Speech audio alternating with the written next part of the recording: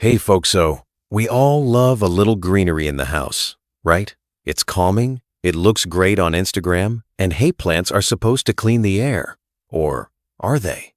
Turns out not all houseplants are your friends, especially if you've got allergies. I found out the hard way some of these so-called air purifiers are just allergen factories in disguise. In this video, I'm breaking down the 9 worst indoor plants for allergy sufferers plants that might look amazing, but could have you sneezing, itching, and regretting everything. Stick around. Your sinuses will thank you. Weeping fig, also known as Ficus benjamina, might look like the perfect low-maintenance houseplant, but if you've got allergies, this guy's a hidden menace. Its leaves and bark release tiny airborne particles that can seriously irritate your nose, throat, and even your skin. I used to have one in the corner of my living room looked great, but man, I couldn't figure out why I was sneezing constantly. Turns out, it's not just the pollen. The sap from this plant can act as a skin allergen too. And get this, it's actually related to rubber trees, so if you've got a latex allergy, this plant's not your friend. Some folks even get asthma flare-ups from being around it too long. Honestly, no houseplant is worth wheezing over. If you're sensitive like me, ditch the ficus and go for something hypoallergenic instead. Trust me, your lungs will thank you. Boston Fernsia. They've got that lush, vintage vibe that makes any room feel like a little indoor jungle. But if you deal with allergies, this plant can be a sneaky problem. These ferns love humidity, and that moist soil? Perfect breeding ground for mold spores. I had one in my bathroom once. Thought it was thriving, and it was, along with a whole ecosystem of microscopic allergy triggers. Every time I watered it or moved it around, I'd start coughing or feel my eyes itch like crazy. Plus, the tiny spores it releases into the air can seriously mess with folks who have asthma or mold sensitivities. And don't get me started on how much these things shed little fronds everywhere, making cleaning a nightmare. It might be old school charming, but Boston ferns are high maintenance in all the worst ways if you're allergy prone. Honestly, unless you're running an air purifier 24/7, it's just not worth the sneeze fest. Hoya plants, also called wax plants, are super trendy right now, and I'll admit, those thick, shiny leaves and star-shaped flowers are pretty cool. But here's the deal. If you've got allergies, especially to strong scents, Hoya might not be the plant for you. When it blooms, it puts out this sweet, almost perfume-like smell that can be way too intense in small spaces. I had one near my desk and couldn't figure out why I kept getting headaches and a scratchy throat. Turns out that scent was the culprit. And get this, some people even have skin reactions just from handling the sap. It's sticky, kind of milky, and can be irritating if you've got sensitive skin like me. Plus, the pollen from the flowers can linger in the air and trigger allergy symptoms if you're even slightly reactive. So yeah, it looks great hanging in a basket. But if you're sensitive to strong smells or plant sap, Hoya can turn your relaxing space into an allergy zone real fast. Peace lilies. They're one of the most popular indoor plants out there, and I get why. They're low-light champs, they bloom indoors, and people swear they help clean the air. But here's the kicker. They can be a real problem if you've got allergies. I had one on my nightstand for a while, and every morning I'd wake up with a stuffy nose and burning eyes. Turns out, peace lilies produce pollen not a ton, but just enough to mess with sensitive folks. And on top of that, the plant gives off a floral scent when it blooms, which might be nice to some people but can trigger headaches or sinus issues in others. Plus, the sap inside the leaves and stems is a known skin irritant, especially if you've got sensitive skin or pets that like to nibble.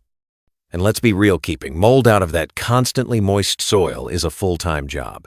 So yeah, peace lilies might be peaceful in name, but if you've got allergies, they're kind of a ticking time bomb in a pot. African violetsmen, they're cute, right? Those little fuzzy leaves and bright purple flowers can really brighten up a windowsill. But if you deal with allergies, especially dust or mold sensitivities, this plant can be more trouble than it's worth. The leaves are covered in these fine hairs that trap dust like a magnet, and unless you're wiping them down constantly, which nobody has time for, they basically become little allergy landmines. I had one sitting on a bookshelf, and noticed every time I dusted around it, I'd end up sneezing like crazy. Plus, because African violets need high humidity, the soil can get moldy real fast if you're not careful. And some people even have mild skin reactions just from brushing up against those fuzzy leaves. Ask me how I know. I mean, they're beautiful, no doubt, but unless you're running a clean room level setup, they can turn into allergy triggers real quick. Poinsettia's there everywhere around the holidays, right? Super festive, those bright red leaves really bring the Christmas vibe. But here's something a lot of people don't know. If you've got allergies, especially to latex, this plant can be a real problem. It's in the same family as rubber trees, so the white sap it produces can trigger skin reactions or respiratory issues in sensitive folks. I had one on the kitchen table one December, and every time I sat down to eat, my throat would get scratchy, and my eyes would burn a little, didn't even connect the dots until I looked it up. Some people think it's toxic just because of the old myths, but the real issue is how it messes with allergies. And the leaves? They can get dusty fast, and they drop pretty often, which just adds more to clean up. So yeah, they're traditional and they look great next to the fireplace. But if you're sensitive to latex or pollen, you might want to skip the poinsettia and go for something a little less reactive. Madagascar dragon tree now. This one looks super cool, right? Tall, spiky leaves, kind of tropical, kind of edgy. It's like the punk rocker of houseplants. But if you've got allergies or asthma, this plant might not be as chill as it looks. I had one in my home office, and every time I trimmed the leaves or even moved the pot, I'd get this dry cough that just wouldn't quit. Turns out, the dragon tree can release volatile organic compounds, VOCs, which might not bother everyone, but if you're sensitive, they can really mess with your breathing. Plus, the leaves collect dust like crazy, and they're not the easiest to wipe down unless you're into giving your plant a spa day every week. And don't even get me started on the sap. It's sticky. And for some people, it can irritate the skin if you touch it while pruning. I know it looks great in the corner of a modern living room, but if you're dealing with indoor allergies, it might be more of a stylish hazard than a healthy addition. Pygmy date palmia. This one gives off major tropical vacation vibes, and it's actually a pretty popular pick for indoor plant lovers. But what most people don't realize is it's not so friendly if you've got allergies. First off, it's a pollen producer, yep. Those little flowers it puts out can release airborne pollen that's just waiting to mess with your sinuses. I had one in the entryway and couldn't figure out why I was sniffling every time I walked past. Took me a week to realize it was the pollen, not the weather. And these things love warm, humid spots, which also means they can attract mold in the soil if you're not careful. The fronds are beautiful, but they shed a lot, and those little leaf tips get crispy and drop off, adding to the dust situation. Oh, and pruning it? You'll definitely want gloves. The spines on the trunk can poke you, and the sap isn't exactly skin-friendly. So yeah, while it looks like a mini paradise in a pot, for allergy sufferers, it can be more like a sneezy nightmare. English ivy man. This plant looks classy. It's got that old-world charm, climbs like crazy, and gives off those cozy library vibes. But let me tell you, if you've got allergies, it's a hidden menace. I had one hanging in the living room, and it was fine at first.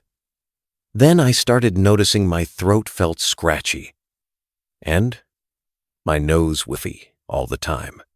Turns out, English ivy can trigger both skin and respiratory allergies. The leaves have little hairs on them that can irritate your skin if you touch them, especially when you're trimming or moving it. And the sap? It's another one of those plants with that irritating, sticky stuff that can cause rashes for sensitive folks. Plus, this plant is notorious for growing mold on the soil's surface if it's not getting proper airflow. And you better believe the leaves collect dust fast like. You could write your name on them if you're not dusting weekly. So yeah, it might look like something out of a fancy botanical garden, but for allergy sufferers, English ivy is kind of a betrayal in a pot. All right, folks, there you have it. 9 houseplants that might be making your allergies worse without you even realizing it. If you're sensitive to pollen, mold, or dust, it might be time to rethink some of these. I'm not saying you should ditch all your plants, but maybe swap them out for something that's a little less likely to set off your symptoms. As always, take care of yourself first, and if you enjoyed this video, don't forget to like and subscribe for more tips. Catch you next time.